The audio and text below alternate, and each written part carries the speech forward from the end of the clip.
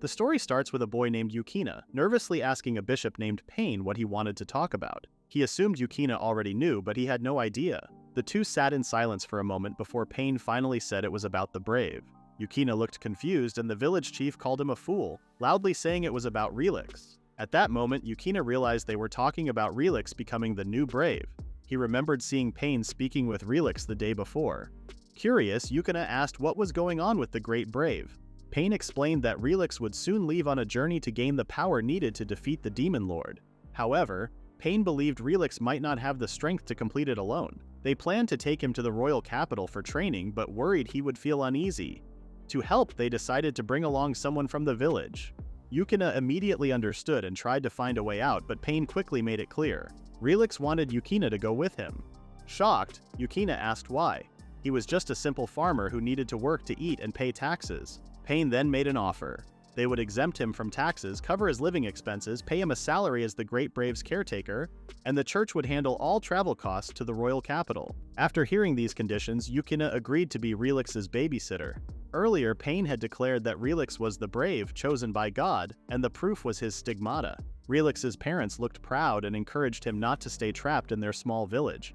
However, Relix worried that he hadn't yet repaid his parents for everything they had done for him. Despite his concerns, the village chief and others urged him to go with pride. Meanwhile, unlike Relix, the chief wondered where that troublemaker Yukina had disappeared during such an important gathering.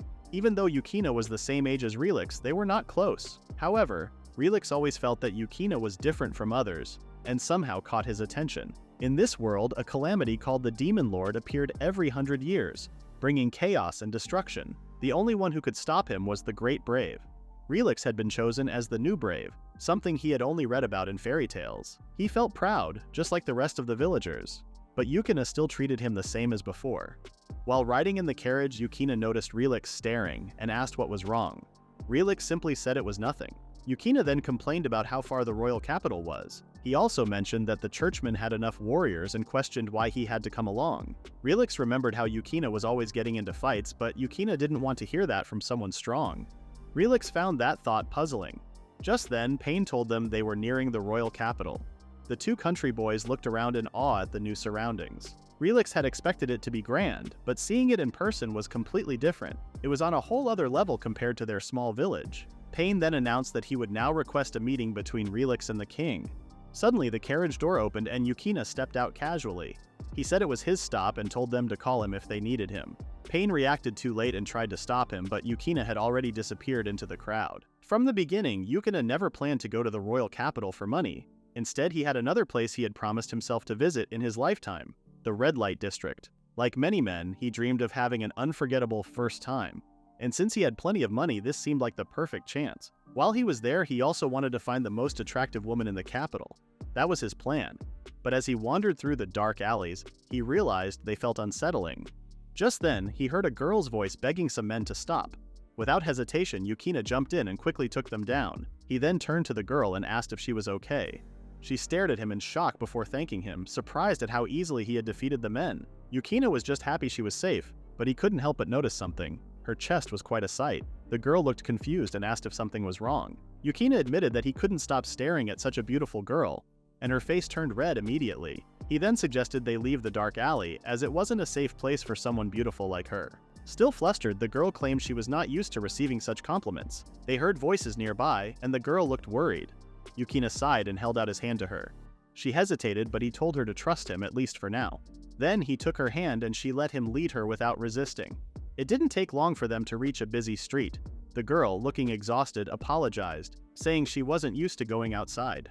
Yukina told her to take deep breaths and calm down. After she rested, Yukina asked about her situation. She seemed unsure, so he assured her that she didn't have to say anything if she didn't want to. The girl hesitated before asking if he truly didn't mind.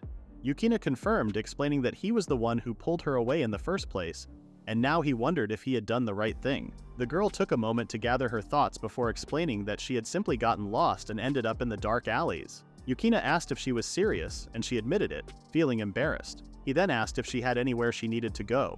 Since she didn't mention a destination, he guessed she had been wandering aimlessly. She confirmed that exploring was her only reason for going out. Yukina couldn't believe what he had just heard and decided to invite her to join him. He told her he was new to the royal capital and was planning to walk around and do some sightseeing. The girl quickly agreed and asked if she could come along. Her cute reaction made Yukina feel flustered. As they walked, Yukina explained that he had come with someone. The girl thought he meant a friend, but Yukina couldn't agree with that. He almost let slip that Relix was the Brave. Telling her about the Brave would mean revealing that the Demon Lord had been resurrected, so he decided to keep that information to himself. Instead, he said he wasn't sure why he was dragged along in the first place. While they were exploring, Yukina noticed how lively the royal capital was, and wondered if it was always this busy. The girl told him things had only started picking up a few months ago, like there was something special happening. Yukina thought there might be a festival or something. She then told him that last week the Pope had announced that the God's chosen one, the Brave, was coming to the royal capital. Yukina was shocked by what he heard. He asked if the church really said that, and the girl confirmed the rumors about the Demon Lord's resurrection spreading.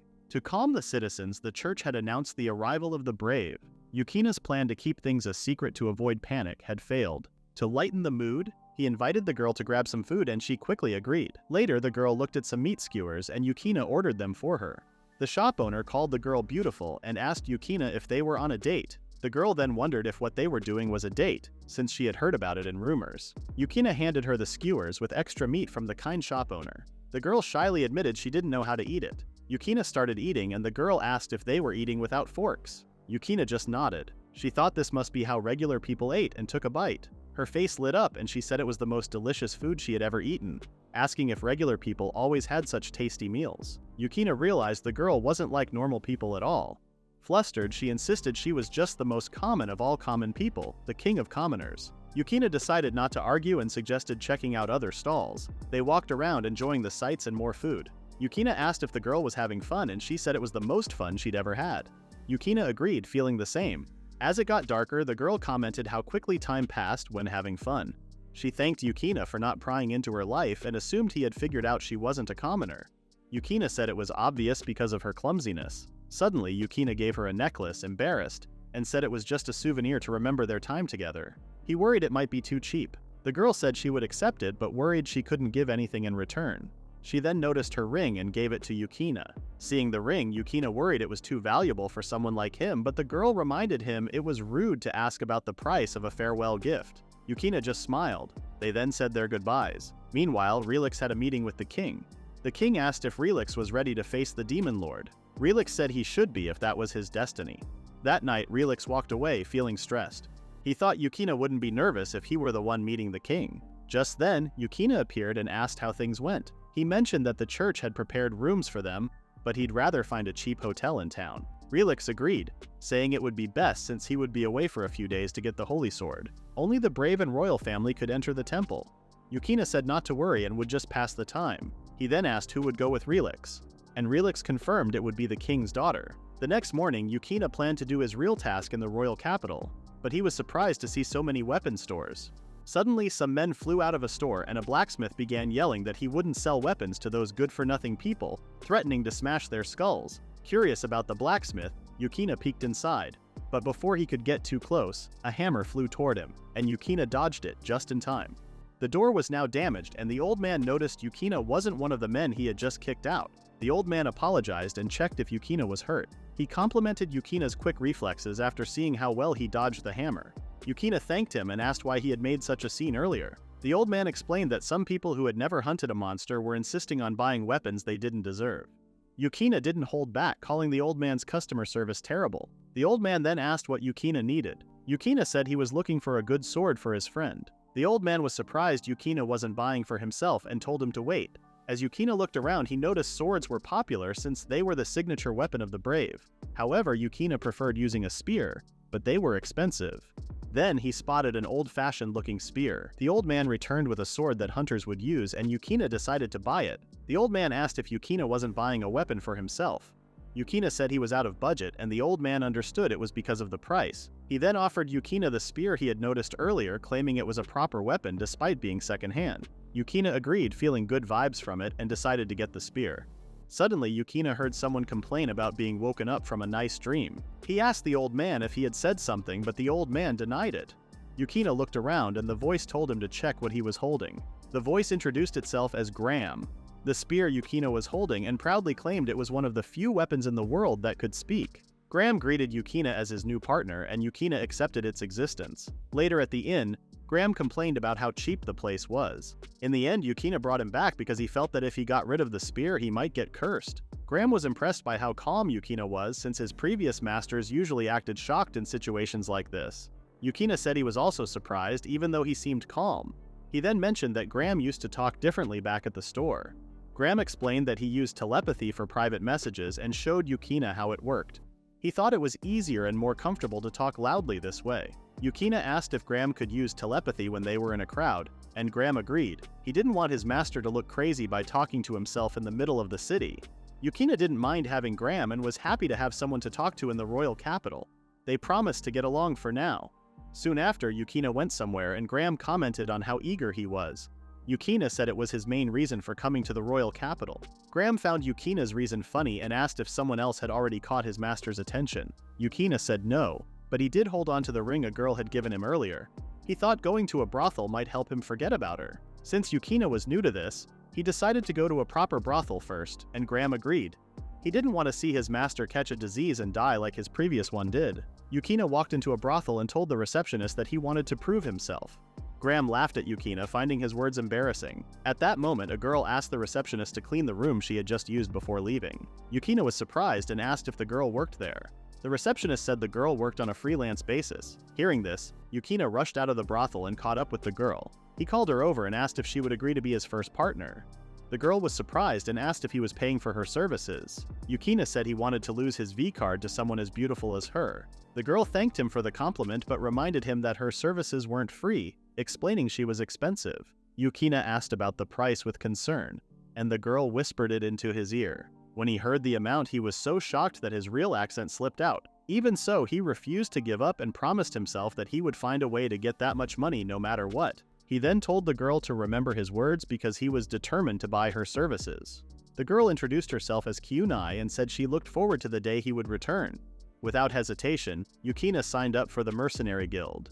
Graham respected his eagerness, and Yukina said it was best to take action while the opportunity was there. Graham then asked how Yukina planned to make money quickly since he still needed to rank up to earn better rewards.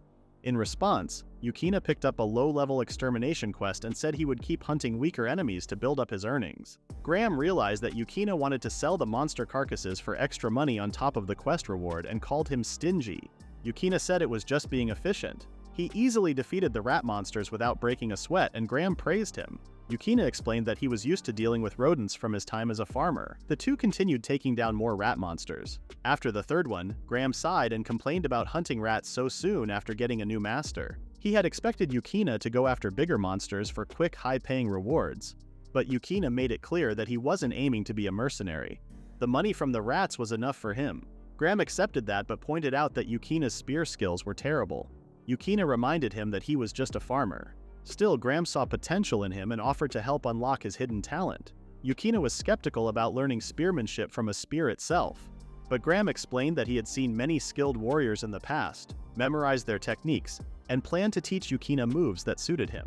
Yukina doubted Graham had learned just by watching, but Graham told him to just follow along. Graham then gave Yukina a lesson on holding a spear properly, keeping a safe distance, and getting used to swinging it. Yukina had expected to learn flashy moves, but Graham told him to master the basics at his own pace first. The next day, Yukina easily defeated multiple rat monsters at once. He was surprised that he felt less tired than before. Graham explained that it was because he was moving more efficiently now. He also pointed out that Yukina had the strength for it all along. By the end of the day, Yukina had gathered 27 rat monsters and commented on how overrun the area was. Even so, he decided to call it a day and head home. Meanwhile, Relix went to the temple to get the holy sword. With him was Princess Aina, the same girl who had gone on a date with Yukina the day before. Relix felt uneasy about her coming along, but Aina insisted it was her duty as a princess. She told him to focus on himself since she had already trained to take care of her own safety. At first, Relix thought she was just a princess with beauty and nothing more, but he started to see that she had real strength and a noble heart. She blushed, knowing she would be his companion for a long time. After a while, they finally reached the holy sword. Relix stepped forward without hesitation and pulled it out. The sword slid out easily and glowed brightly. Then it introduced itself as Leva and welcomed Relix as the brave of this generation. At the same time, another talking weapon made a comment about how things had been strange lately. Yukina asked what he meant. Graham, the weapon, said there had been too many rat monsters around. Yukina agreed but saw it as a good thing since their numbers helped him reach his goal faster. Suddenly, Graham warned him to watch his back as kobolds appeared, trying to ambush him. However, Yukina quickly defeated them. Graham then pointed out how thin the monsters looked, as if they were starving. Yukina guessed they had smelled the meat he was carrying and wondered why they were struggling to find food. Graham reminded him that he was the one hunting them down. Only then did Yukina realize it. He mentioned that he had already hunted nearly 200 of them. Graham muttered that it was only natural. Yukina asked if he had said something, but Graham brushed it off and told him to focus on reporting the sudden increase in monsters to the guild instead. Later, at the mercenary guild, Yukina showed the spoils of his hunt. The receptionist praised him and called him the Rat Hunter. Yukina didn't like the title, but the receptionist explained that both the guild staff and farmers saw him as their savior. Yukina didn't care as long as he was getting paid, but he mentioned something that caught his attention. The receptionist listened and quickly realized it was about kobolds. Promising to report it to the higher-ups, she took the matter seriously. Just as Yukina was about to leave, Graham warned him about something. Suddenly, he was so surprised by what he saw that he accidentally spoke his thoughts out loud. A fox girl, the owner of the surprising site, glared at him and demanded to know what he had just said. Realizing his mistake, Yukina quickly apologized, saying he didn't mean to offend her. The fox girl noticed his spear and guessed he was the well-known rat killer. This annoyed Yukina, but before he could react, Graham stepped in, reminding him that she was not someone to mess with. Feeling nervous, Yukina tried to excuse himself. The fox girl, who at first thought he was brave, now saw him as a coward, just as she had expected. Yukina, confused and offended, wondered what her problem was. Graham pointed out that the fox girl was carrying a katana, a special kind of sword that looked thin but had incredible strength. Yukina was amazed by how much Graham knew about different weapons. Realizing where Yukina was heading, Graham assumed they were on their way for another visit to his promised girl. He also mentioned that Kunai being a doctor during the day was a great bonus. Yukina agreed but regretted that he couldn't shake hands with Graham to show it. Graham then recalled that most people preferred to save money before visiting a girl, but Yukina was different. He wanted to earn extra points in advance. Yukina saw a man trying to grab Kunai who looked worried. Realizing the man had bad intentions, he used the safer end of Graham to knock him out. After that, he greeted Kunai as if nothing had happened. Kunai soon served tea and thanked him for getting rid of the pushy customer. When she noticed he was bleeding, she wondered if it was her fault, but Yukina assured her it was from the forest. She then used her healing magic to close his wounds. Yukina wanted to repay her, but Kunai told him it was her way of thanking him for always bringing her gifts. Yukina then remembered that not many mages could use healing magic. He also wondered why Kunai still worked at night even though she was such a skilled healer. Kunai noticed his curious look and pointed out that he wasn't asking questions. Yukina replied that he didn't, but he would listen if she wanted to share something. Kunai said they weren't close enough yet to talk about her personal matters. After thinking for a moment, she suggested going on a date, saying it would be her way of thanking him for saving her recently. Outside, Yukina commented on the number of stalls lining the streets. Kunai explained that it was because of the recent Braves parade. Yukina hadn't realized Relix had to take part in it since he had been spending too much time in the forest. He also realized it was his first time exploring the city since Aina. Suddenly, Kunai grabbed his arm and with a sharp look asked if he was thinking about another girl. Startled, Yukina quickly denied it, but for some reason he also remembered the rude fox girl from before. Kunai noticed that he was thinking about a second girl as well. Flustered, Yukina had no choice but to mention the lady with fox ears. Kunai realized that Yukina was talking about the Silver Flash. Yukina was surprised to hear such a cool name, but Kunai explained that it was just her title. Then Yukina understood. It was just like his rat killer title. At the same time, Kunai finally figured out that Yukina was the rat killer all along. Kunai then asked about the other girl, but Yukina didn't give her an answer. She decided to let it go for now. Instead, she grabbed Yukina's arm tightly, pressing herself against him. She called it his penalty for thinking about other girls while they were on duty, and promised to stay close to him the whole time. After a while, Graham tried to tell Yukina something, but Yukina quickly reminded him that he wasn't supposed to talk during his date. Ignoring that, Graham warned him that the guy Yukina had beaten up earlier was now following them. The man looked furious, like he couldn't stand seeing the girl he wanted next to someone else. Kunai noticed something was off and asked what was wrong. Not long after, Yukina tricked the man into following him somewhere quiet, knocked him out, and tied him up. Kunai apologized, saying their date had been ruined because of her. She blamed her disgusting job for attracting creepy people. Deep down, she still couldn't bring herself to tell Yukina about her situation, but Yukina reassured her. He said that her work was still something to be proud of because she had a goal in mind. That was just his opinion, but it mattered to Kunai. Touched by his words, she stuck even closer to him. The next day, Yukina happily remembered how cute Kyunai had acted the day before. Kyunai had joked that if Yukina were just an ordinary innocent girl, she might have fallen for her. Yukina didn't quite understand what she meant by that, but she did notice how soft Kyunai was, especially in the chest area. Graham, sensing Yukina's thoughts, called him gross. Meanwhile, Relix saw Yukina walking around the streets. He realized that Yukina hadn't even bothered to watch the parade, proving that he really didn't care about him being the brave. Then he noticed Yukina's spear. Leva recognized it, but when Relix asked, she brushed it off as nothing. Before they could talk more, a servant approached Relix and informed him that the carriage was ready. Back in the forest, Graham instructed Yukina to focus, but Yukina assured him that he was steadily reaching his money-making goal. Despite Yukina's rough appearance, Graham admitted that he respected that part of him. As they continued walking, Yukina suddenly realized something strange. There were no monsters around, unlike the day before. Graham went silent, and when Yukina asked what was wrong, Graham said the forest was too quiet. Yukina agreed, comparing it to the calm before a storm. Graham then told him that, since he was at the center of it, he should do something about it. Yukina quickly told him not to jinx it. Just then, a growl came from nearby and a monster lunged at Yukina. However, he easily took it down with a single attack. He briefly considered selling the creature but was interrupted when Graham warned him not to get desperate. Another monster was coming. Before Yukina could react, the second monster was instantly slain by a familiar fox girl.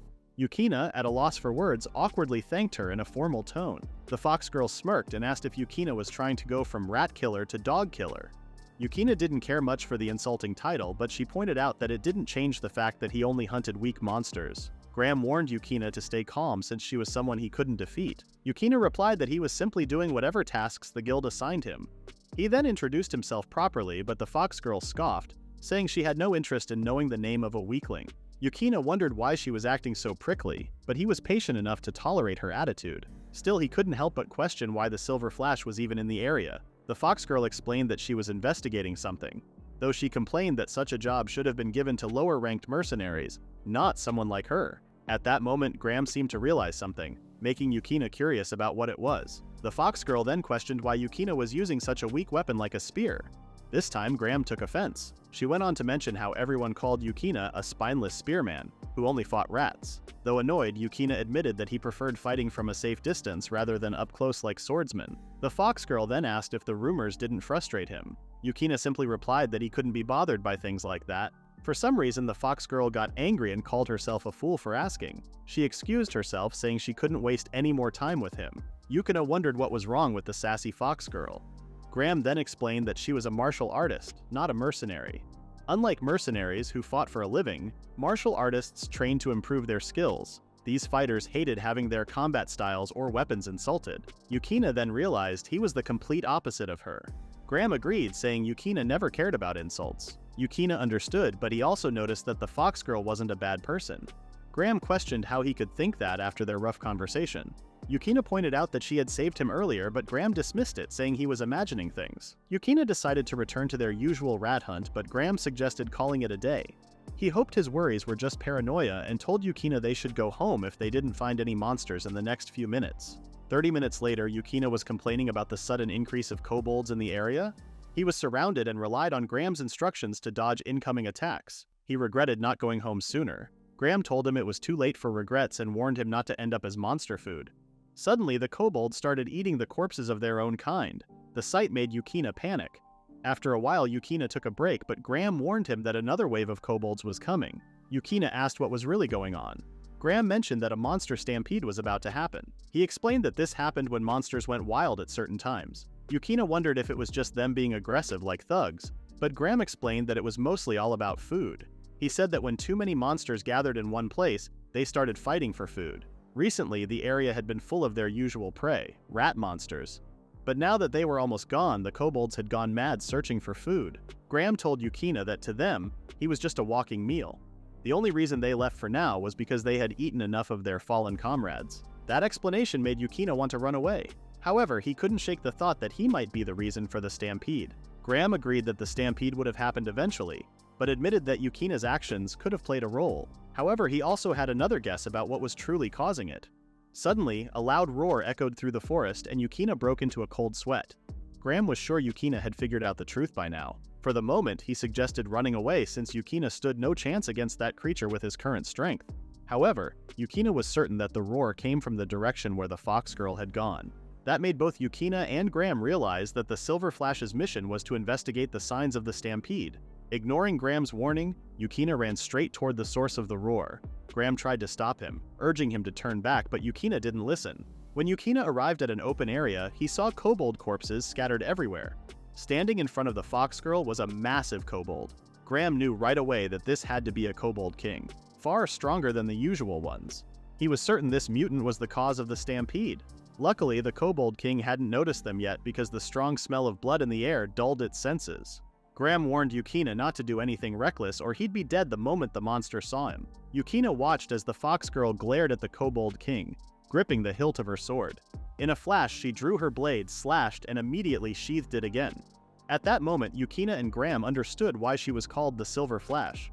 Graham observed how she used the motion of drawing her sword along with a quick wrist rotation, allowing her to slash much faster than normal. All Yukina could see were afterimages of her attack. Graham expected such skill from a rank 2 mercenary, but he still believed she wouldn't last long. Yukina didn't understand why. After all, the fox girl seemed to be winning. Then she managed to wound one of the Cobalt King's eyes. Seeing an opportunity, she moved in to attack again, but the Cobalt King let out an ear-splitting scream. The fox girl suddenly stopped in her tracks. Graham yelled, demanding to know why she had frozen. At that moment, the regular kobolds charged in to attack. Graham realized the mutant had just given its minions an order. Yukina was confused. Those same kobolds had been terrified of the fox girl earlier. But Graham explained that the Cobalt King used its power to override their fear, forcing them to fight. Yukina found it hard to believe that these creatures would send their own young on what was clearly a suicide mission. Graham simply stated that monsters had no concept of parental love. That's when Graham noticed something else. The fox girl's sword was getting dull. She tried to hold her ground, but the swarm of enemies overwhelmed her and she got injured. Seeing her in danger, Yukina sprang into action. Ignoring Graham's warnings, he cut down the monsters blocking his path. Then Yukina saw something that made his heart sink. The fox girl's eyes looked empty, as if she had already given up. Without thinking, Yukina shouted out loud, taunting the Cobalt King. He swung his spear hard at the Cobalt King, but the monster's thick fur blocked the attack. Graham told him to focus, and the monster started attacking. As the fight continued, Graham told him to jump and roll to dodge. Yukina thanked him. Seeing Yukina charge into battle, Graham assumed he had a plan, but there was no plan at all. The Cobalt King roared, and Graham warned Yukina there was no turning back. If he showed any weakness, it would be over. He told Yukina to stay sharp and stand his ground.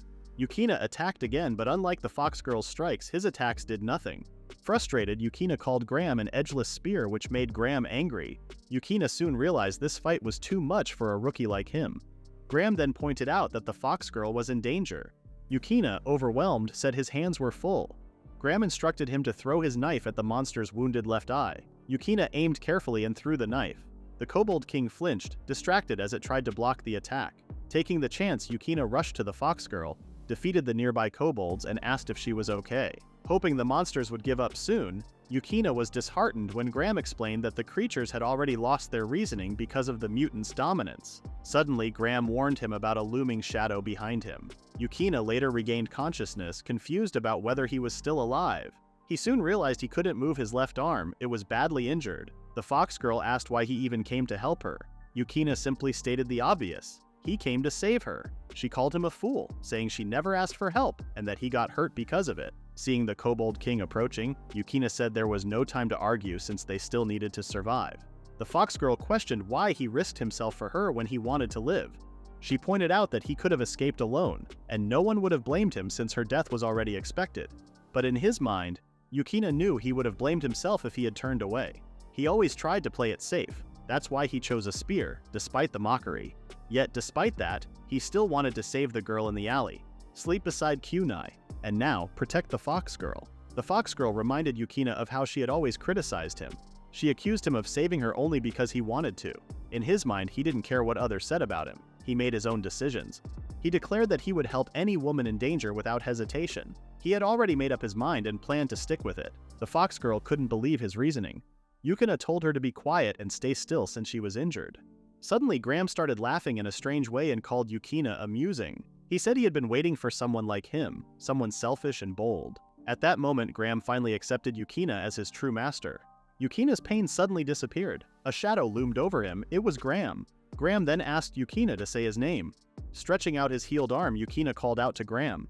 Clenching his teeth, he launched an attack at the Cobalt King. Graham declared that their pact was sealed and that Yukina would now be a hero who fought for his own desires, justice, and power. Graham then formally introduced himself as Graham, the Cursed Spear, the weapon of the hero. A mark appeared on Yukina's hand. However, Yukina's arm suddenly ached under Graham's weight. Graham told him he had overdone his swing.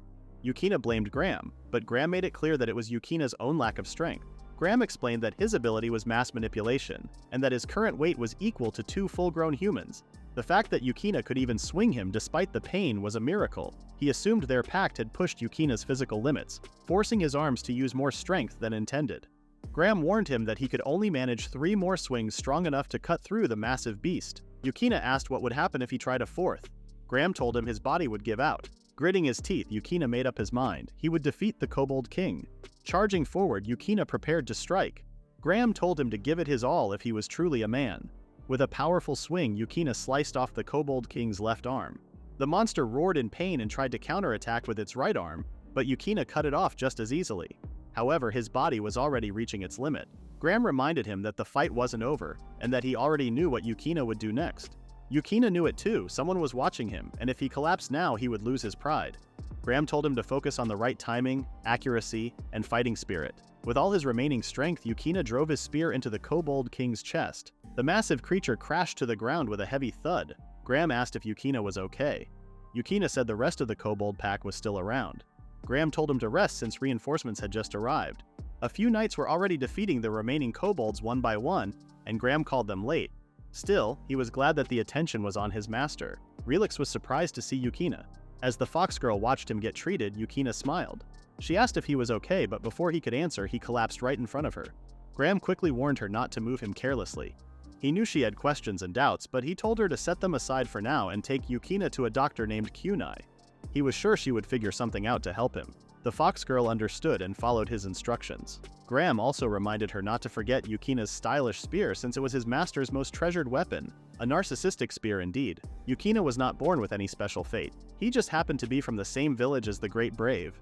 However, one day people would learn that another hero had been born into this world. This was the beginning of the legendary tale of a young man who worked behind the scenes on the Brave's journey to defeat the Demon Lord and save the world, following his own path and leaving his mark in history. Meanwhile, Kunai thought about her life as someone who worked as a harlot at night. She felt guilty about it and tried to live a better life by working as a doctor during the day. However, after meeting Yukina, she realized that people like him were able to do their best because of women like her. Thinking about Yukina's smile made her smile as well. Then she blushed when she noticed she was acting like a young girl experiencing her first love. Even though she had worked in those professions, she found it embarrassing that she had no real experience with love. She wanted to stay by Yukina's side, but she also felt guilty about the customers she had served in the past. Suddenly, she heard rattling noises outside from a carriage.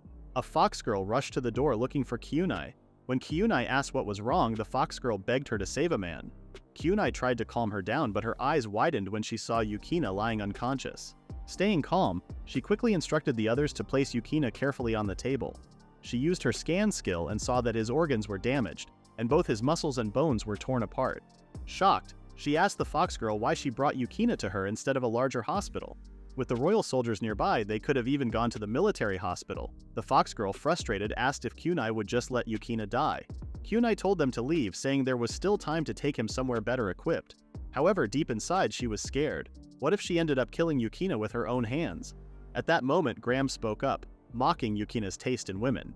He assumed prostitutes were hopeless, only selling themselves and betraying men without hesitation. Kunai shouted that Graham had no idea what she was feeling. Graham agreed. He didn't understand the emotions of a woman willing to abandon a dying man, but he knew one thing. Kunai wanted to save Yukina. She admitted she did. Graham told her to do what she had to do then. Kunai hesitated, afraid that Yukina would hate her if he saw her true power. But the thought of losing him scared her even more. Kunai didn't know who Graham was, but she thanked him for opening her eyes. Graham didn't mind, after all, his partner had once dreamed of dying in the arms of a first-class beauty like Kunai. He apologized for his earlier words, but Kunai still thanked him.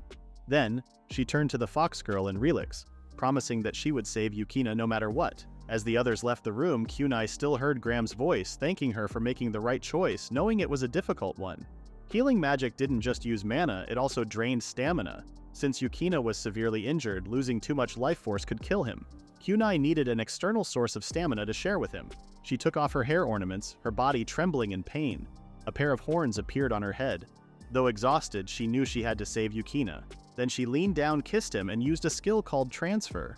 Yukina woke up and quickly realized he was in Kunai's clinic. He noticed a strange mark on his body, mistaking it for a burn, but it was actually his hero stigmata. Graham told him to wake up, but Yukina asked him not to be so loud. Graham joked that Yukina had just taken a really long nap.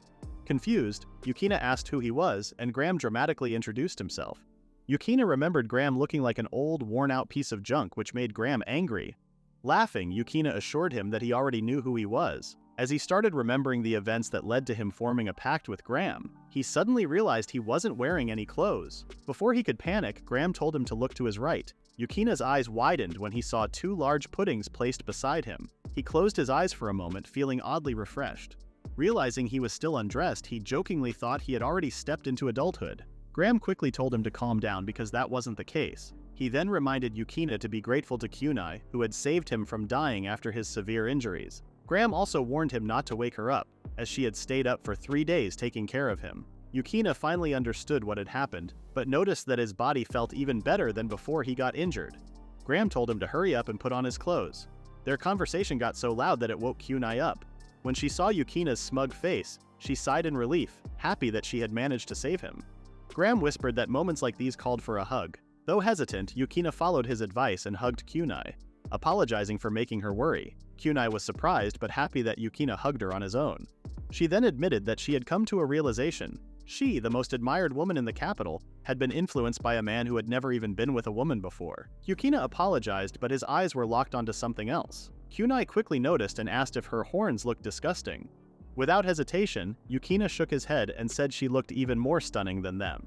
She then asked if he really didn't find them creepy. Yukina admitted they were surprising but insisted they didn't take away from her beauty. Kunai went silent for a moment before Graham sighed, calling Yukina's response the worst one ever.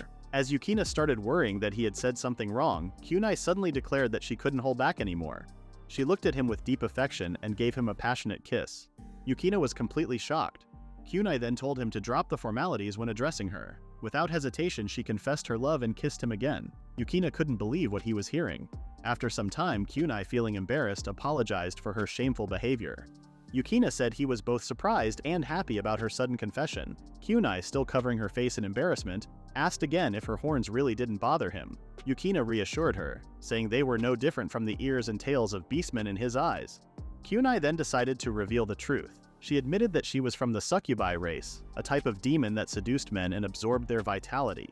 At first, she hadn't realized it, but later she learned that she was indeed one of the demons from old tales. She then asked if Yukina had ever wondered why she worked as a prostitute at night. Succubi needed to absorb vitality regularly to survive, and for her the most efficient way to do so was through physical intimacy. However, Yukina could tell that Kunai didn't want to reveal her true identity so easily. Kunai shook her head and explained that because she could steal vitality, she also had the ability to control it. Since it worked like her healing magic, she figured out how to reverse the process, giving vitality instead of taking it. This led her to learn a skill called transfer, something only succubi knew. A few days ago, when healing magic didn't work on Yukina, she shared her own life force through transfer.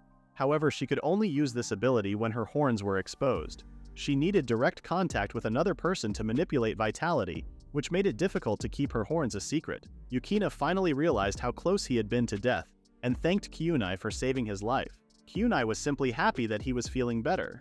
Changing the subject, Yukina asked if her earlier confession was serious. Kunai, annoyed, asked if he would have preferred that she kept her feelings to herself. Yukina quickly said it wasn't a problem.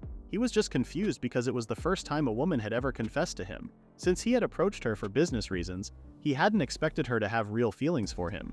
Before he could say more, Kunai interrupted him with a kiss. She reminded him that he had acknowledged her worth as a prostitute and accepted her as a succubus. She confessed that she loved him so much that she couldn't hold back anymore. To her, he was the most wonderful man she had ever met. Yukina no longer questioned her feelings. Kunai then asked about his own, and Yukina admitted that he liked her, but he wasn't sure if it was the kind of love between a man and a woman. Kunai understood and said she might have gotten carried away with her emotions. She suggested that they take some time to clear their minds. Then after giving him a gentle kiss on the forehead, she told him to visit her at night if he ever sorted out his feelings. Outside, Graham tried to comfort Yukina and even questioned why he hadn't acted bravely. Remembering Kyunai's last words, Yukina regretted not following his instincts. Graham told him to take his time to think and promised to gather his remains later.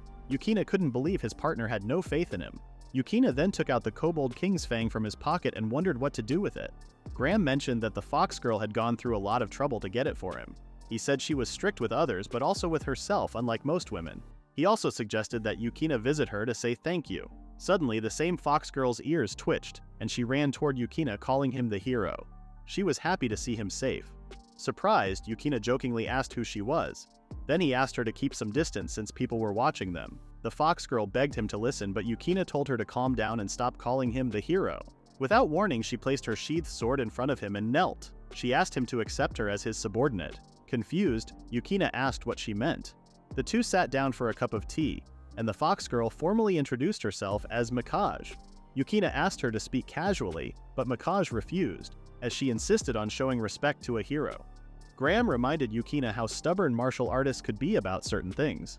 Yukina then brought up their unusual situation, how a high-ranked mercenary like Mikage was working under someone of lower rank. He also asked about the Cobalt King, assuming that Mikage had already submitted the subjugation report. Mikage formally thanked Yukina for saving her. More than that, as she watched him from behind, she saw the potential of a hero in the making. Yukina understood her words for a moment but quickly dismissed the idea, insisting that he was just an ordinary mercenary and could never be someone as important as a hero. Mikage reminded him that he could have run away and left her behind during the battle, yet he chose to stay. Yukina claimed it was just luck that helped him win. Mikage didn't care about that. What mattered to her was that Yukina had saved her. Yukina then looked down at the hero's mark on his hand, remembering Graham's words during their pact. Graham asked if Yukina was unhappy about it, then he pointed out that his words wouldn't get through to the stubborn fox girl. He suggested a trial period where she could accompany him, giving her time to cool down and think things through. Yukina agreed to make Mikage her subordinate, but only under one condition. She didn't want to take Mikage's feelings lightly, and suggested they start as companions instead. Mikage asked if she meant as friends. She then agreed that earning Yukina's trust should come first and apologized for her habit of rushing things. Yukina reminded her that this was only a friendship to decide whether or not she would become his subordinate, and Mikage understood. Graham, acting like a narrator in a story, announced that the Silver Flash had joined the hero for a limited time and hoped that future history books would record it that way. Yukina could only sigh. When they returned to the guild, everyone gathered around them looking curious and excited. Yukina presented the fang of the Cobalt King. The receptionist was surprised at first, but then asked them to follow her to the back room. There she introduced them to Karan, who then introduced himself as someone with a respectable rank in the guild. Mikage quickly corrected him, saying Karan shouldn't downplay his position as just a decent rank. She explained to Yukina that Karan was a business acquaintance from whom she occasionally received requests in person. Karan then got to the main topic, the Cobalt King. He had once received a report from a rank 5 mercenary about signs of a stampede, so he had asked Mikage to investigate. Graham revealed that the rank 5 mercenary was actually Yukina. The worst-case scenario had come true, but Karan was relieved that they had defeated the Cobalt King. He called it a miracle, saying it had prevented many other mercenaries from facing serious danger. Mikage told Karan to stop avoiding the main point. Karan felt hurt, but still moved on to the real topic. He wanted to know who contributed the most to defeating the monster. Mikage replied that she had already explained it the day before. Yukina finally understood what was going on. He admitted that he was the one who finished off the Cobalt King. Karan thought Yukina had only landed the final hit, but Mikage made it clear that she had only managed to injure the monster a little. She insisted that Yukina had done most of the work. Karan found it hard to believe that someone who wanted fame would give credit to someone else. Mikage explained that she was not giving anything away. She had been telling the truth from the start. She said her desire for fame was just a way to reach her goal, but now, she no longer cared about it. Karan asked what she meant. Mikage then revealed that she had found a master to serve. Her expression, which seemed uncharacteristically soft, left Karan speechless. Embarrassed, Mikage quickly changed the subject back to subjugation matters. Karan pointed out that the wounds on the monster matched Mikage's usual attacks. Yukina was surprised that he could tell, and Karan explained that Mikage's weapon was unique. However, he confirmed that the final blow was a deep wound straight through the monster's heart, something that was clearly not Mikage's doing. Still, he doubted that a rank 5 rookie could have done it either. Mikage knew they wanted more proof, but she stood by her statement. Yukina was the one who contributed the most. Karan asked Yukina if Mikage was lying, and Yukina confirmed that she was telling the truth. Seeing how serious they both were, Karen decided to believe them and planned to inform the others. It wasn't that he doubted Mikage's report, but he still had responsibilities to follow.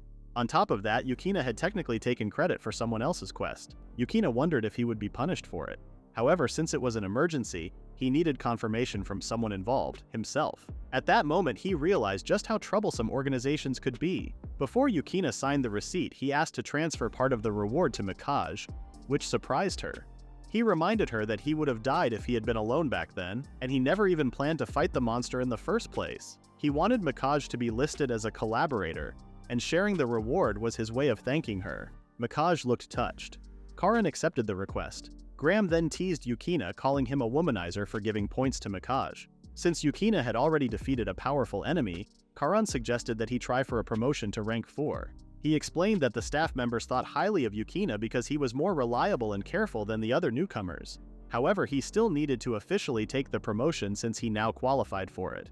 In the end, the choice was Yukina's. He stayed quiet. That night, as Yukina walked home, Graham was surprised to hear that he had put the promotion on hold. He wondered why Yukina was hesitating, especially since he had already saved enough money to buy kyunai. In fact, he no longer needed to work as a mercenary for money. Yukina agreed.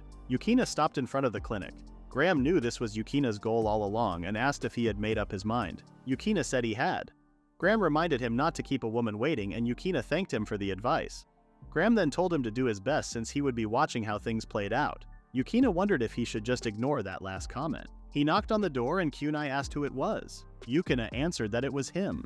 The door opened and Yukina stepped inside, placing Graham to the side as he looked for Kyunai. He checked the bedroom, but it was empty. Suddenly, Kyunai crept up behind him. Yukina turned around and was surprised to see her wearing an outfit that revealed her pale skin, glowing under the moonlight from the window. She greeted him with a sad expression and said she had dressed up to show how strong her feelings were. Yukina was caught off guard. He reminded her that he was just a countryside boy with no stable job or high status. He wasn't sure if he was the right person for someone like her. Then he asked if she was certain about choosing him. Kyunai admitted that she had been with many men before, but Yukina was the only one she truly wanted to be with now. As a succubus, her instincts made her crave only his touch. However, because of her past as a prostitute, she hesitated and asked Yukina if he could accept someone like her. Yukina paused. He had thought he was sure of his feelings from the start, but he had been too afraid to act on them. He couldn't just stand there and let her question herself like that. Without hesitation, he grabbed Kyunai's arm, showing that he wanted her too. He pushed her onto the bed and they began to embrace. Yukina believed that if he didn't act now, he wouldn't be able to call himself a real man.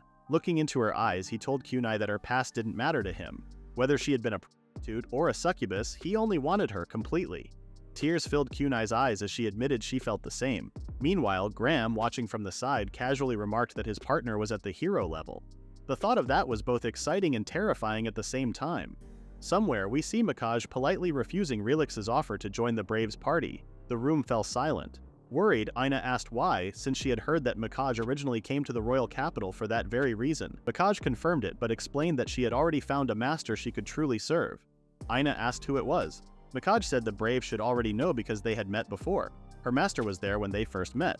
Relix then asked if she was talking about Yukina. He confirmed that they came from the same village and that Yukina only came to the royal capital because he had invited him.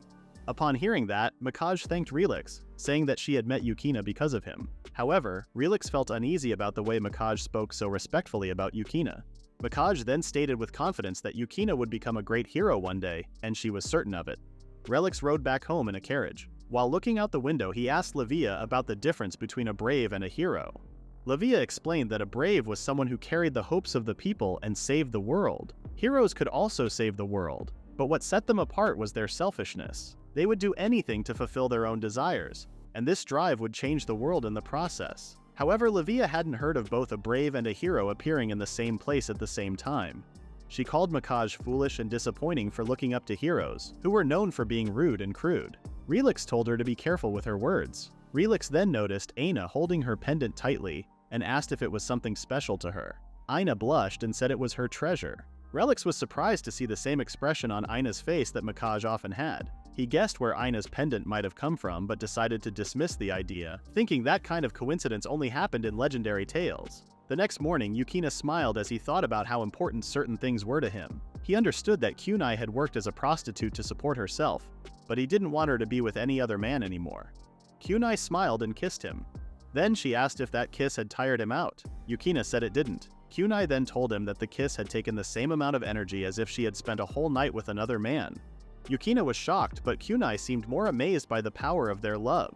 As long as Yukina was with her, she felt she could keep going. Because of this, she decided to stop working as a prostitute. Yukina then joked that Kunai had a way of making a man feel motivated. He decided to push himself harder for her and take the promotion exam. Kunai assured him that she would continue working as a doctor, so there was no need to worry about money. She also said that it was natural for men to want to look cool in front of women. Later, Yukina introduced Graham to the weapons store owner, who was genuinely shocked. He had never expected to see a weapon with a will of its own. Graham didn't mind that Yukina had told others about him, but he wondered if he was being sold back to the store. Yukina assured him that wasn't the case. He just wanted to confirm something. He then asked Graham who or what he really was. Graham questioned what would happen if he refused to answer. Yukina threatened to have the old man melt him in the furnace. At that, Graham swore to tell the truth. He said it was the right time to explain, but he could only reveal so much. He introduced himself as Graham, the cursed blade once wielded by the hero. Yukina remembered Mikage calling him that before. The old man clarified that the correct term was brave, but Graham explained that braves and heroes were very different despite both achieving great things. Braves fought for others, while heroes were reckless people who fought for their own desires. Yukina asked if that made him a reckless person. Graham told him he was, especially since he had jumped in front of the Cobalt King without a plan. However, he also said that Yukina was the kind of reckless person he admired, someone willing to risk his life for a woman. Yukina, however, didn't want to hear a spear confessing its love to him. Graham was a weapon made for people like this, and his only purpose was to give advice about the troubles he had experienced. Yukina remembered that Graham had been the source of his problems lately. However, he wondered why Graham had ended up as a second-hand item in an old rundown shop. The old man who sold it didn't know either. He only remembered buying Graham from a weapon trader he knew, but the trader never mentioned anything special about it. Graham then explained that unless he formed a pact with someone, he would remain nothing more than a useless spear. Yukina asked if he was referring to the hero's mark. Graham clarified that the stigmata would appear on the person he believed was worthy of being a hero. He reassured Yukina that there were no bad side effects. In fact, the mark would bring benefits, and he told him to look forward to them. Yukina then asked what they should do now that they had formed a pact. Graham had no answer. Instead, he reminded Yukina that heroes were people who risked their lives for their own desires. He then asked Yukina what he wanted to do next. Yukina said he only wanted a stable income to live peacefully with Kunai. Graham told him to do just that. Unlike a certain strict person he had known, Graham said his role was not to guide Yukina. After all, weapons existed to serve their owner's goals. He told Yukina that no one was forcing him to follow a set path. He wanted him to live life on his own terms, making bold and selfish choices. That was the reason he had formed a pact with him. He believed that a hero was not chosen by fate, but was someone who made their own choices and took control of them. A week later, some mercenaries rode in a carriage looking at Yukina with disdain. Spear users had always been unpopular, and this time was no different. Graham told him to ignore them, but Yukina noticed more stares than usual ever since the stampede incident. Graham explained that it was natural for heroes to attract attention, and he believed those stares would soon turn into envy. He reminded Yukina that he could only help him achieve his goals, but no one knew what tomorrow would bring. That's why he urged Yukina to give his best effort today. Before long, the carriage stopped and the mercenaries got out. An examiner arrived to oversee the promotion test for rank 4. He explained that their task was to exterminate kobolds. Yukina felt disappointed.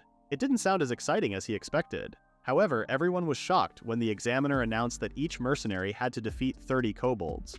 They were allowed to form groups to meet the total quota, then report back to the guild where the staff would check the body parts as proof of their kills. He also encouraged them to kill more than the required number, promising extra rewards. Yukina and Graham quickly realized that this promotion exam was just a cleanup mission, eliminating the remaining monsters from the stampede that Yukina himself had stopped. The examiner then handed out magic items, instructing them to break them if they were in danger. Doing so would release a smoke signal, and Mikage, a rank 2 mercenary, would rush in to rescue them. However, she made it clear that they should take care of themselves so she wouldn't have to interfere. Yukina wondered what Mikage was up to, and Graham jokingly claimed that she was obviously chasing after him. The examiner said that anyone who used their own magic items would be disqualified. However, he told them they could use them if their life was in serious danger. He also introduced an outside collaborator who would be joining the exam. Kunai then arrived wearing a doctor's uniform, which surprised Yukina. They simply waved at each other without saying a word. After that, the examiner told them to begin. Instead of starting the task, Yukina went straight to Kunai and asked why she was there. Hyunai explained that the guild staff had asked her to come, but she was also worried that something might happen to Yukina again. Yukina assured her that the last incident was rare. Still, knowing how dangerous mercenary work was, Hyunai couldn't help but worry about the person she loved.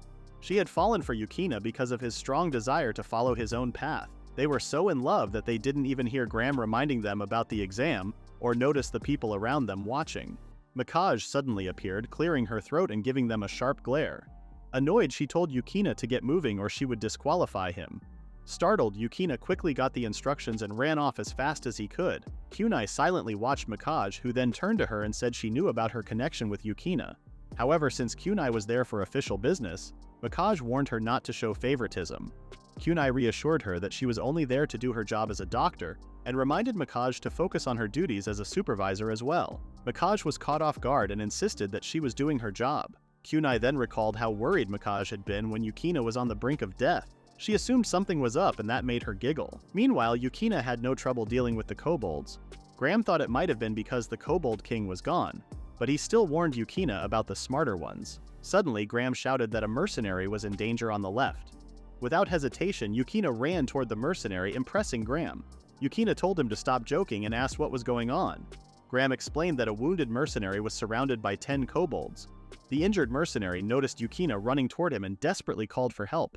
He swung his sword wildly, but it was clear he was struggling. Yukina called him an idiot as the kobolds moved in to attack. Without wasting time, Yukina told Graham to get ready. He swung his arm back and threw Graham hard toward the kobolds, hitting them right in the head. The attack caught their attention and they turned toward Yukina instead. Yukina called Graham back to his hand and Graham started narrating dramatically, as if he were in a magical girl show. Ignoring him, Yukina swung his sword once and took down 4 kobolds with ease.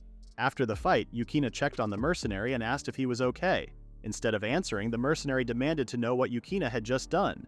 Yukina could have explained his call skill, which allowed him to summon Graham no matter how far away he was. This ability came from the pact he had formed, but he saw no reason to explain it. Instead, he told the mercenary to use his imagination and asked about his injuries. Seeing the deep wound, Yukina figured the mercenary would bleed to death if he didn't get treated soon. He asked where the mercenary's magic healing item was, but the mercenary admitted he had dropped it somewhere. Yukina couldn't believe it and searched through his own pockets. The mercenary, confused, asked what he was doing. Yukina told him he would just use his own item instead. The mercenary got upset, saying that as a rank 2 mercenary, asking for help over some weak kobolds would make him a laughingstock later. Yukina was annoyed, but Graham tried to calm him down.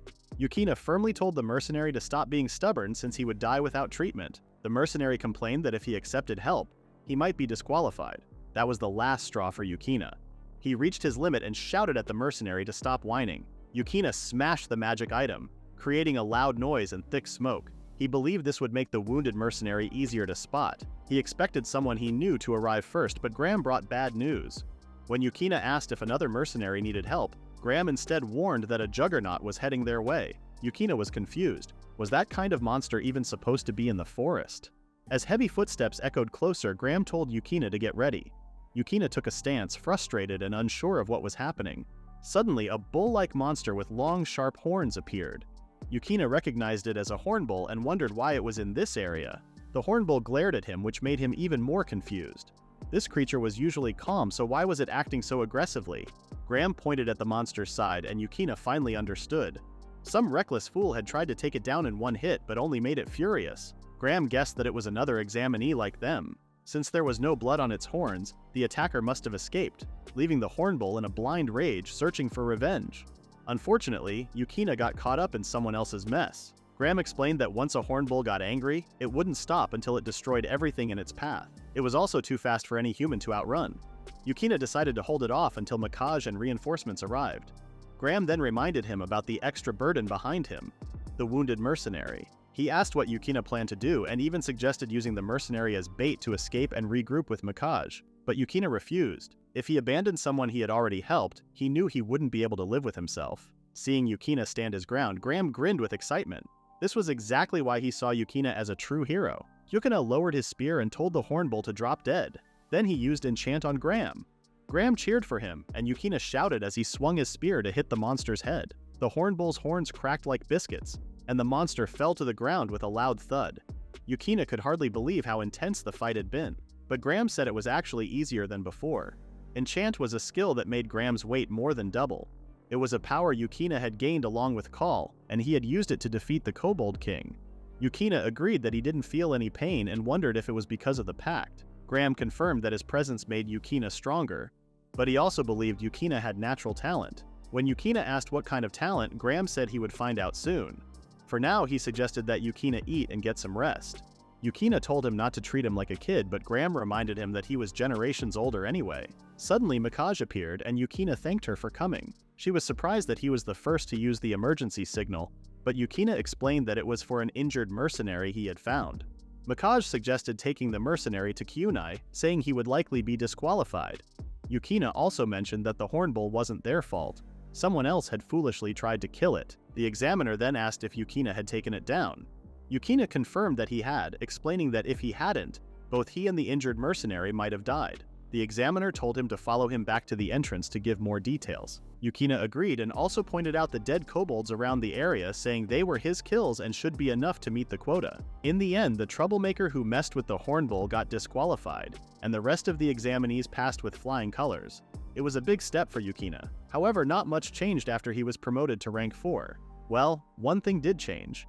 Kyunai now welcomed him home every day, keeping him motivated. Graham also noticed that Kyunai had become busier, and Yukina explained it was because of the recent casualties. After the exam, Kyunai gained a reputation as a doctor. Graham also realized that most of her patients were troublesome men, but thankfully nothing serious had happened so far. Yukina then mentioned that Mikage was acting as Kyunai's bodyguard, watching over her like a guard dog. Graham was relieved to hear that. Graham then asked Yukina what he planned to do for the day. Yukina replied that it would be the usual monster hunting jobs.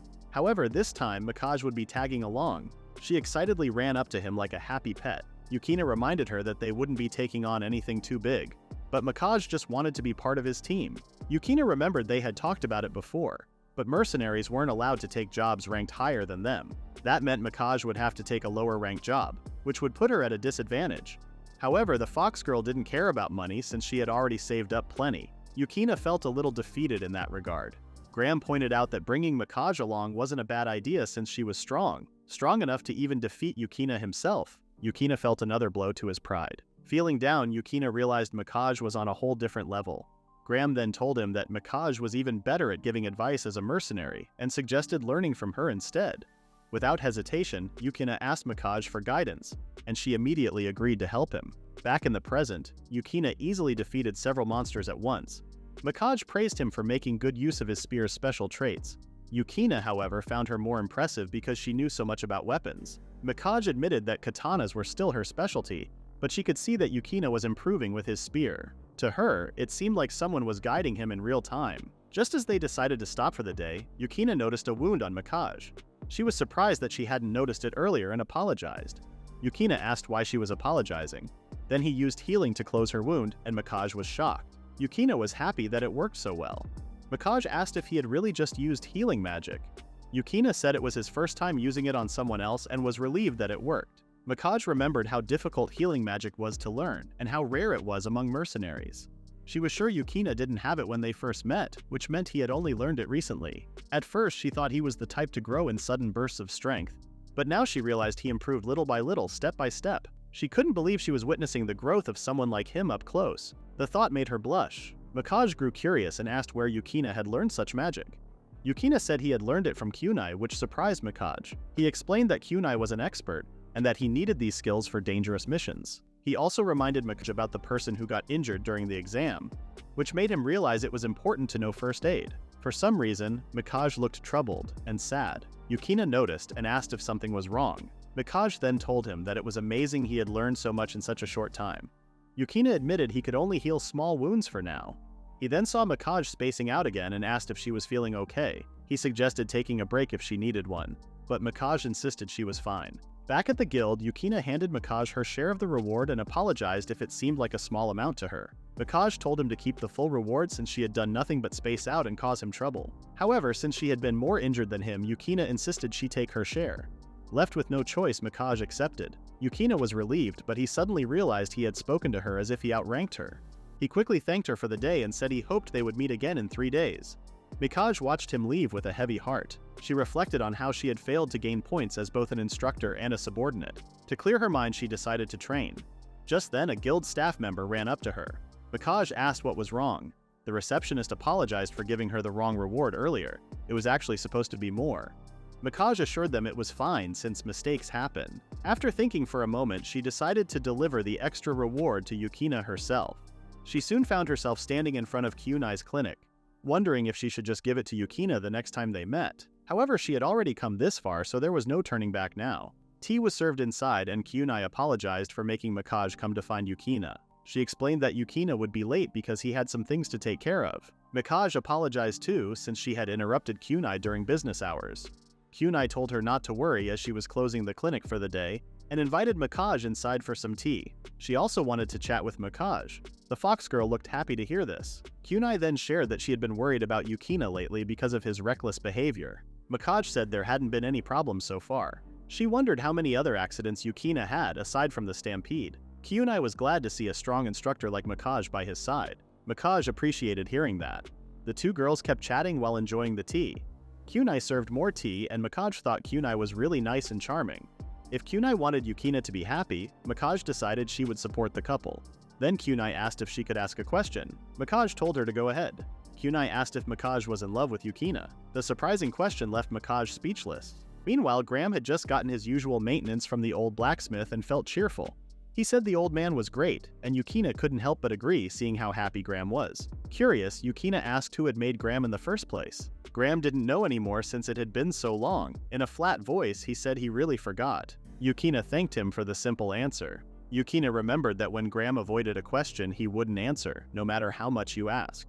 Graham quickly changed the subject and asked Yukina what he thought of Mikage. Yukina was surprised by the sudden question, and Graham reminded him that they had been working together since his promotion. Yukina asked if it was about being a teammate, and Graham said Yukina should know what he meant. Yukina said he had an idea but was worried he'd be wrong. Graham, who had watched many heroes, joked that Yukina's answer might ruin the moment. Based on what he had seen, Graham was sure Mikage had already fallen for Yukina, since she had saved her like a prince saving a princess in distress. Yukina wondered if he was really like a prince. And Graham laughed, saying the world would end if Yukina actually was one. He then explained that Mikage was someone who would be loyal to one person, like a dog, and she was also a martial artist who served a lord. Yukina reminded him that Mikage was a fox, not a dog. Graham said that such loyalty could turn into romantic feelings. Hearing this, Yukina became quiet. Graham asked if Yukina wasn't interested, but Yukina said he was just confused. If he had to choose between liking or hating Mikage, he liked her, but that was all. Yukina thought it was already a miracle that Kyunai was his lover. He wasn't even sure if Mikage saw him as a man. Graham told Yukina to be more confident because he was a better person than he thought.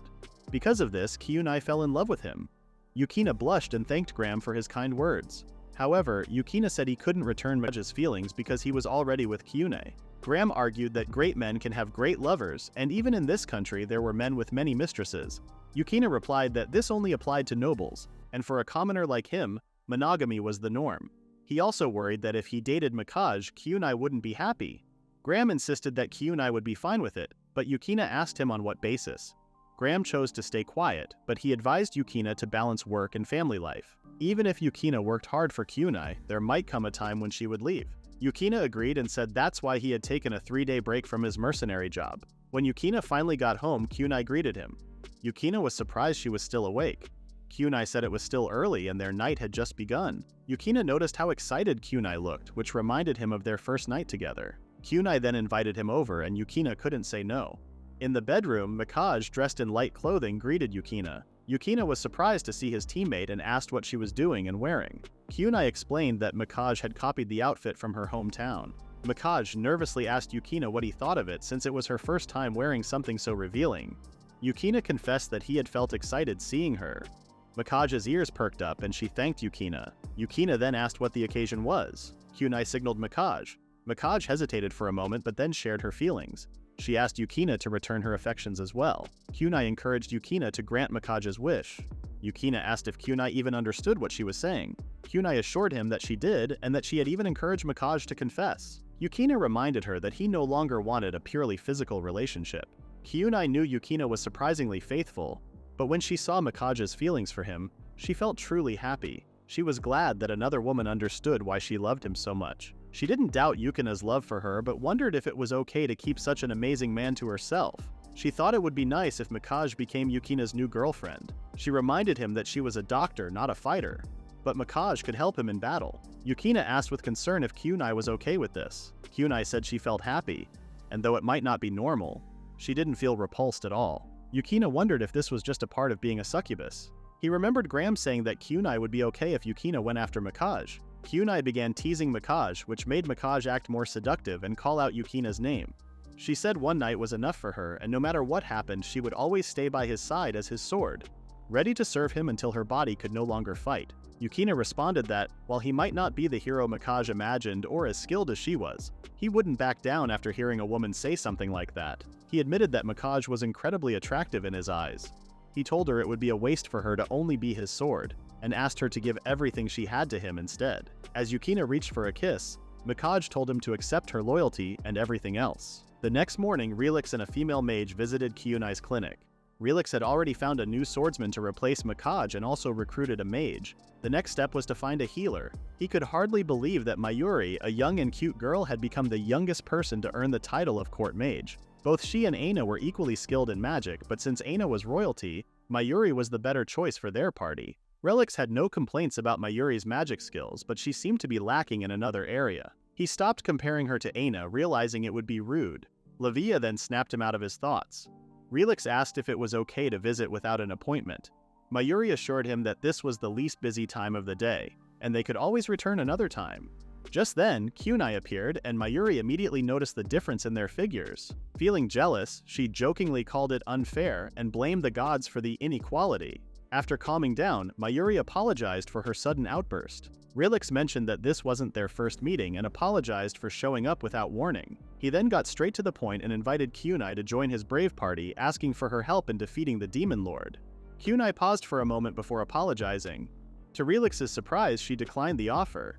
Mayuri quickly asked why, explaining that joining them would bring her great honor and make her clinic more well-known. Lavia agreed that Mayuri's arguments made sense, but she couldn't help but wonder what was bothering Relix. For some reason, Relix felt a strong sense of déjà vu, as if this situation had happened before. He asked Kunai for her reason. She then admitted that she had someone she loved, someone who accepted her completely, and she couldn't bear to leave his side. At that moment, Relix realized that Kunai was making the same expression Mikage had before. Yukina and Mikage returned home and were surprised to see someone they knew. Mikage casually asked Relix what was going on. When Mayuri saw Mikage, she became depressed again and silently cursed her large breasts. Yukina noticed that Graham was unusually quiet and wondered what was wrong. Relix mentioned that it had been a long time, and Yukina agreed. They hadn't had a proper reunion since Relix got the Holy Sword. This was also his first time seeing the legendary weapon, but for some reason, he felt a strange hostility coming from it. Relix then turned to Kunai and told her to forget about the conversation before walking away. Yukina asked if Relix was hurt, but he didn't respond. Mikage then asked Kunai if it was like hers, and Kunai confirmed. Yukina, curious, asked what they were talking about. The two just giggled and said it was a secret between women. Yukina didn't mind as long as they were getting along. The next morning, Yukina woke up and saw his girlfriend still sleeping peacefully after their night together. As he stared at them, Graham commented that it had been another fun night. Yukina sighed and complained that Graham sounded like an old man. Ignoring the remark, Graham instead pointed out how surprised he was to see Yukina's well-toned body. He felt proud since he was the one responsible for it. Realizing that Graham had changed his body without him even noticing, Yukina finally understood that Graham was truly a cursed weapon.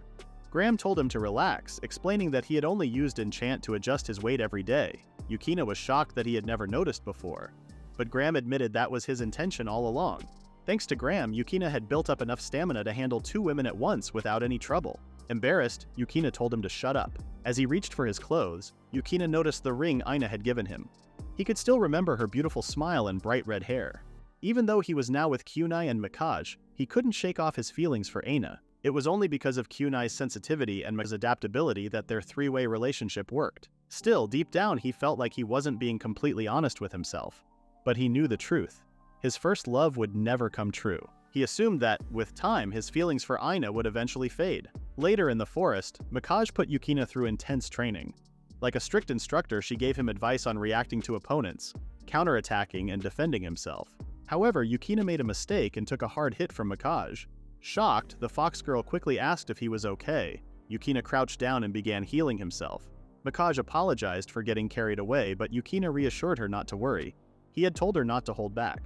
After some time, Yukina stood up again, and Mikage asked if he was really feeling better. Yukina was amazed at how Mikage could fight against spears even though she used a sword. Mikage explained that her father had trained her in all kinds of martial arts and she was happy to share that knowledge with him. Yukina then suggested continuing their training and Mikage told him to attack whenever he was ready. As they kept fighting, Yukina remembered what Mikage had told him. Once he reached rank 3, he could take on more requests. These wouldn't just involve hunting monsters but also capturing criminals. Graham could give him advice on fighting people, but real experience was the best teacher. He also advised Yukina not to use enchant or call during training with Mikage. Instead, he should focus on improving his natural strength. Yukina had also heard rumors that Relix was even stronger than a rank 2 mercenary. He wasn't surprised, considering Relix was the brave, the one destined to defeat the Demon Lord. As someone who knew him, Yukina couldn't help but feel frustrated. However, he reminded himself to focus on his own training for now. A little later, Mikage shared that the guild had ordered her to take on higher-ranked quests. Yukina realized it was because she had been joining him on lower-ranked ones. However, Mikage said it was her own choice to follow him. For now, she planned to complete 2 or 3 high-ranked quests. She also mentioned that there were some untouched quests, and they would only take her a few days. This was the first time Yukina had heard about untouched quests. Mikage explained that these were missions with targets that were either too strong or too expensive to defeat. Because they weren't profitable, mercenaries usually ignored them. Yukina wished he could go with Mikage, but his low rank stopped him, even though he could easily complete a rank 3 quest on his own. He asked if he should try anyway since he could already finish rank 4 quests alone without needing healing. After hearing this, Mikage agreed that her decision was right. She then started scolding Yukina, warning him not to do anything reckless while she was away. Yukina argued that he should be the one saying that, but Kunai took Mikage's side, agreeing that Yukina was someone reckless. After that, the three said goodbye, but before leaving, Mikage seemed uneasy. Yukina wondered if she had forgotten something.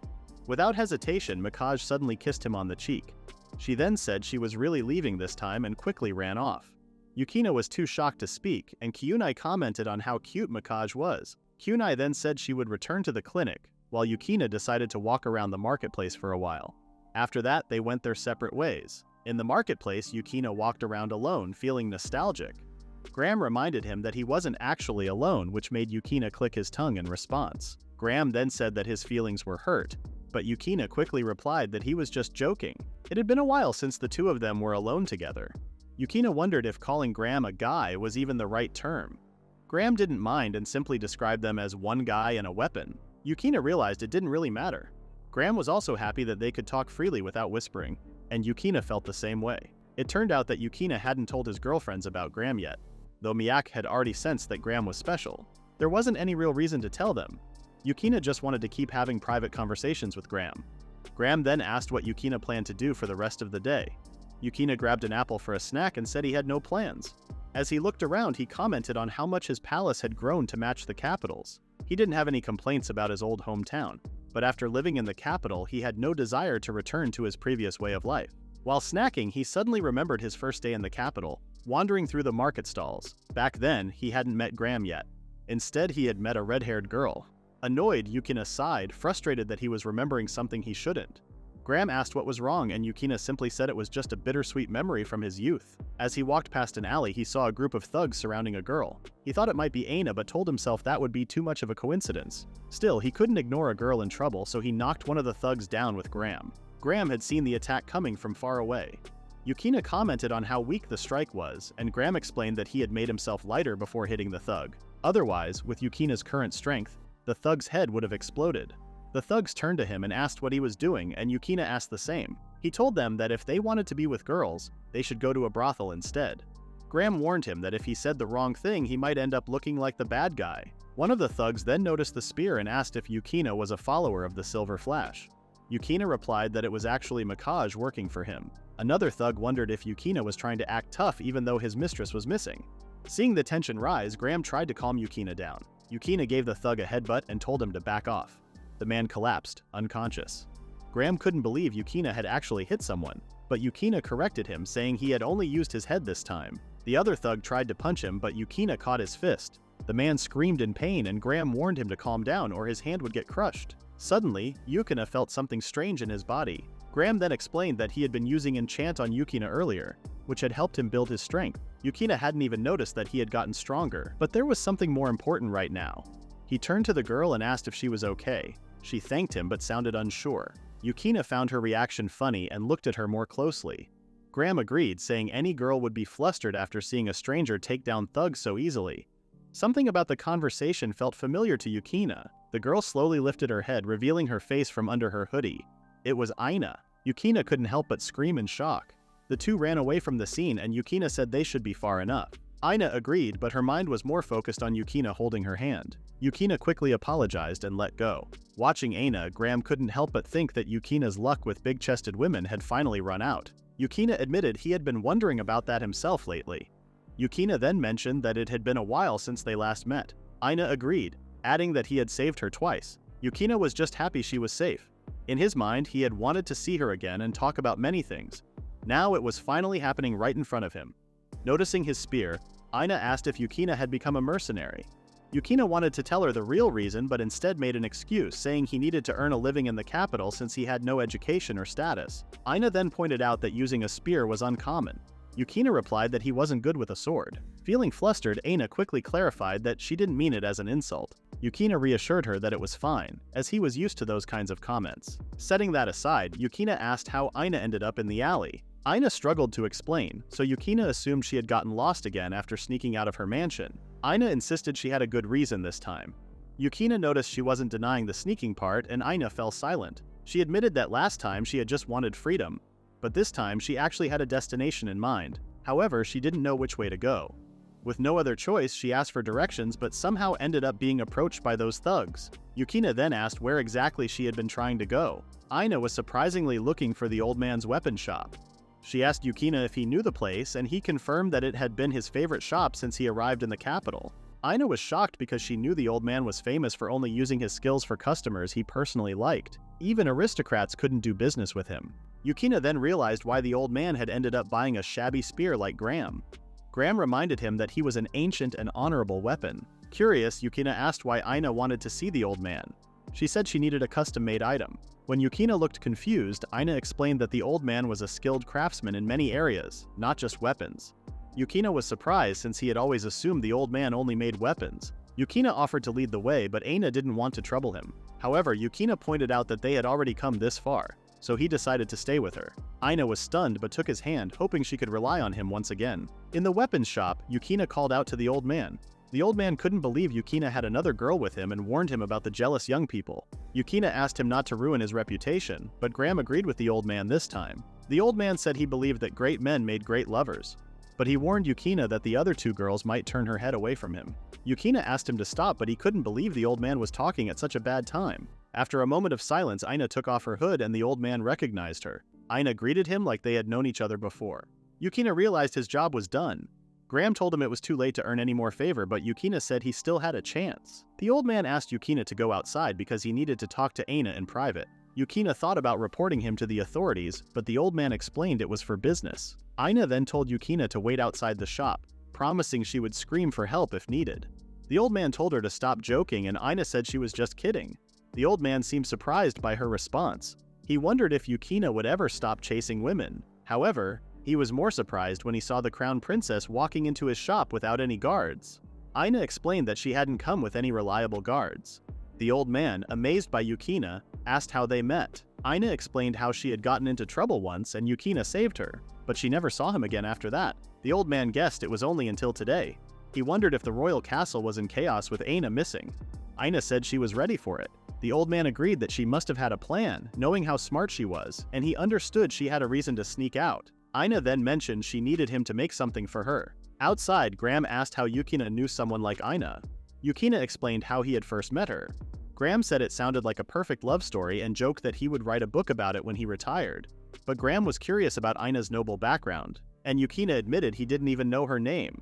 Graham couldn't believe Yukina just walked away from a beautiful woman without asking for her name. Yukina asked him not to treat him like a playboy. Graham laughed and asked if Yukina had ever met a two-timer who wasn't a playboy, clearly hinting at him. Yukina covered his ears to block out the question, but Graham used telepathy to ask it again. Yukina said it didn't matter if he knew Aina's name, but Graham could tell that Yukina still thought about her. Yukina went quiet and Graham asked if he wanted to know how he knew. He looked at Yukina's ring and noticed it was a woman's ring. When he looked at Yukina's face, he saw someone who looked like they were in love for the first time. Yukina tried to hide his embarrassment. Graham said Yukina wasn't acting like himself. He used to be the type to rush in and do anything to win the heart of the girl he loved. Yukina explained that he was just a peasant who had recently moved to the capital, while Aina was a noblewoman. The difference in their social status made it seem impossible. Graham understood that Yukina didn't stand a chance back then. He then asked what Yukina planned to do next. Aina came out and apologized for making Yukina wait. She said she only came to place her order and would return later to pick up the finished product. Yukina told her to come with him as he would worry if she got lost in the crowd again. He offered his hand and asked if he could be her bodyguard. Graham commented on how innocent the two of them looked and jokingly called them illegal. Later, Aina said it was worth sneaking out after eating a meat skewer. Yukina asked if she couldn't eat such things at home, and Aina said she didn't enjoy the meals much because they were strict. She was happy to eat freely. Yukina told her to enjoy it. Suddenly, a little girl tugged on Yukina's shirt and cried, asking where her mother was. Yukina said that was a good question and picked her up. He told her to cry as much as she needed to. Aina called him compassionate. Graham joked that Yukina caught the lost child like a Pokemon. Yukina apologized for ruining their date, but Aina said she was fine with it. He gave candy to both the girl and Aina, telling the girl to enjoy it while they looked for her mother. Aina mentioned that Yukina seemed used to handling kids, but she didn't do well with them. Yukina explained that he came from a small village, but it was his first time helping a lost child. Aina suggested going to the security post, and Yukina agreed it was a good idea. Noticing the girl's blank expression, Yukina asked what was wrong. The girl then asked if the two were a couple since they seemed to get along well. Yukina wondered if that was true. Aina stayed quiet for a moment before saying they weren't a couple. She explained that her father already had plans to marry her off to someone else. Hearing those words felt like a sharp knife stabbing Yukina's chest. The girl soon reunited with her mother, and both Yukina and Aina were happy about that. However, an awkward silence followed. Aina then said she had spoken the truth. She would be engaged to a man chosen by her father in the future. She asked if this was a shock to Yukina. Aina added that, being the daughter of her family, she knew her marriage wouldn't be her choice. Yukina asked if she was okay with that. Aina replied that resignation won out before she could feel rejection. She had no choice but to accept it. However, right now, she suddenly felt reluctant. The time she spent with Yukina was the only time she could be herself, without worrying about expectations or obligations. It was the only time she could do what she wanted, like holding Yukina's hand tightly. Yukina thought Aina already knew he had two girlfriends. Aina confirmed that the old man had told her. Yukina said the two girls were great on their own and didn't deserve him. He had promised to make them happy. In his mind, Yukina realized that his words sounded selfish. But this way, he could keep a distance between the two of them. He told Aina that at that moment he didn't belong to anyone and was just himself. Aina, with tears in her eyes, agreed. Yukina then said this was the end, and Aina agreed. For now, Yukina would let go of her.